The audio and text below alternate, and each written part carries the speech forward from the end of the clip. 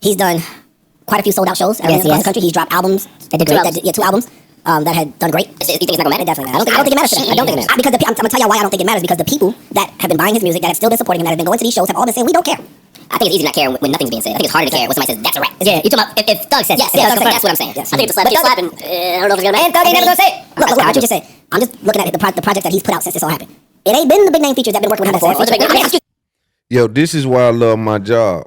Because right when they almost got away with it, I pop up. Now, Square from Delaware, y'all clear out, let me get it from here.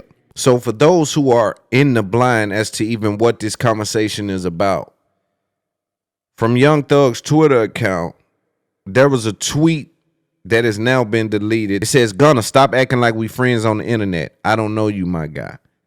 Again, this is a declaration for Thug distancing himself. When we listen to people like Joe, Mark, Ice, and some of these other individuals, you would think that he's speaking about music. I guess people are forgetting what scenario Thug has found himself in for the last couple of years. People have been using Young Thug's silence as a tool. The fact that Thug can't say this and can't say that and clarify certain things has been used to utilize, fuel, and transform some of these dudes' lives only because Thug has been silent. There's a cool kid element to the culture. And for those who don't recognize that, they just haven't made it to that point yet. But there's a point where you get in the cool kid car and the Drakes call you and the Travis Scotts call you and the Futures call you and the Baby call you and the Thug call you and the Kendricks call you and the Diddy's call you and the Jay calls you, right? And certain people, you make your rounds because you're now in the cool kid community. I don't know that. Yeah, I don't know that. Thug Friends is so hot no more. I don't know it.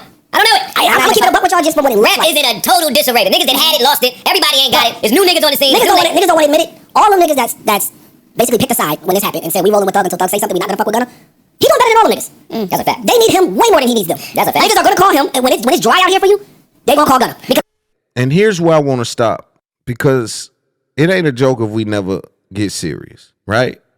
I've heard that somewhere. I can't remember where I heard that at. It's not a joke if we never get serious. Listen, frozen water. You're wrong about this. Let's look at who Young Thug's friends are. Like, what world are you guys living in? These dudes are mythomaniacs, man. They're literally mythomaniacs. What world are you living in, bro? Young Thug's friends are like Future. He's been on the biggest run. Like, respectfully to Gunna, he sold 91,000. Future done came out 3 times this year and I think sold 200K. See, it be the same miles. If you let him talk long enough, you can hear him hating. You can hear him creating narratives, because in one breath they'll say Gunna the hottest in the world, and in the next breath they'll say Future ain't got it no more. Baby cooled off. If 91,000 is the hottest in the world, how in the Future ain't on fire? Oh, it's your biasness.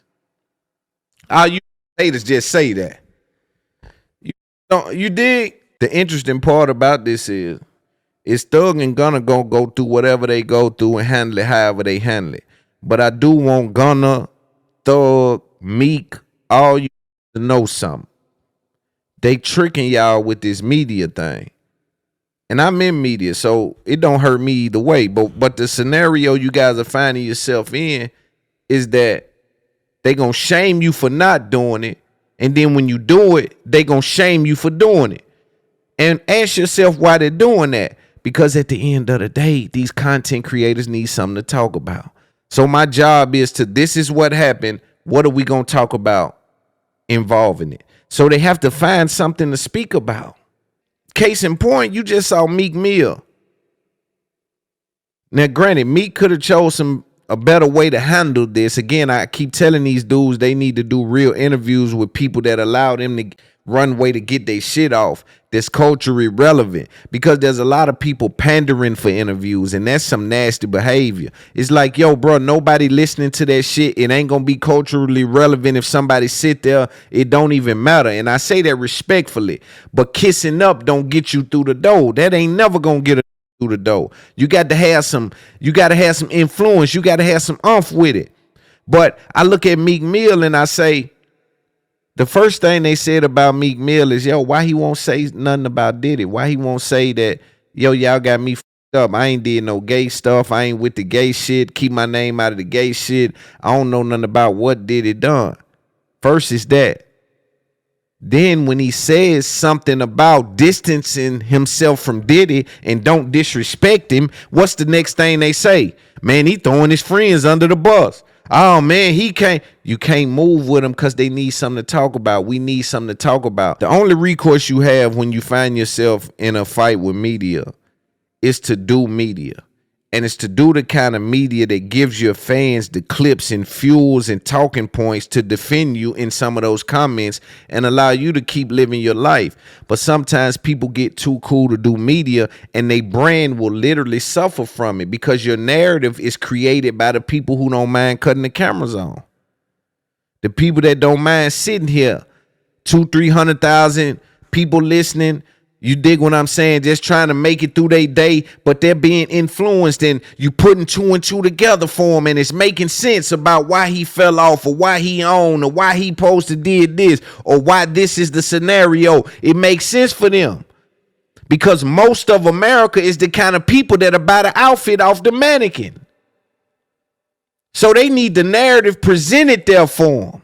They need you to tell them what to think. They need tell them, oh, that's the same flow and using. They don't give a about if it's the same flow into it. Tell them to care about it's the same flow. I remember when the baby was going through that. Yo, they gonna trick y'all out of doing. Y'all didn't learn this from 50 Cent. 50 Cent came and told Ja Rule, man, he doing too much singing and corny. He stopped singing and 50 went to singing and never let nobody talk him out of singing. He was in the height of his beef talking about take you to the candy shop because it's a strong mind. You got to know, I'm in this shit with a mind. I'm in this shit with a mission. I'm in deep waters. I'm SEAL Team 6. It's 200-300 million out there I got to go grab. You see what I'm saying? So 50 Cent got to buckle down, trick a sucker. And all due respect to Ja, I don't know if you're a sucker, but I'm saying his mindset. Trick a into changing his whole get down and then do what he was doing because that's what's appealing. Why would these try to trick Lil Baby into switching his flow when stealing Lil Baby flow and going to get deals?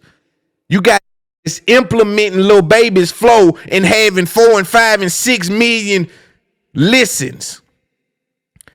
Doing big boy deals off stealing his flow while y'all trying to tell him to switch his flow. But if don't know how to cover up in the storm. These suckers throwing shit at a real. You got to know how to cover up in this shit, homie. Because if they get your confidence, you going left with them. These suckers just need something to talk about. They gonna talk about it either way, homie. But back to Thug and Gunna.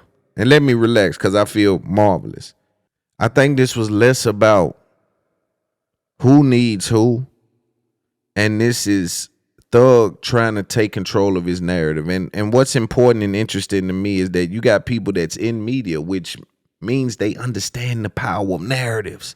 Do not get confused. These understand the power of narratives. So these shaming you for trying to take control of your narrative. Listen, if I'm Thug, I know people are sitting on uncertainty. Whether me and Gunna work it out, I don't know what they're gonna do.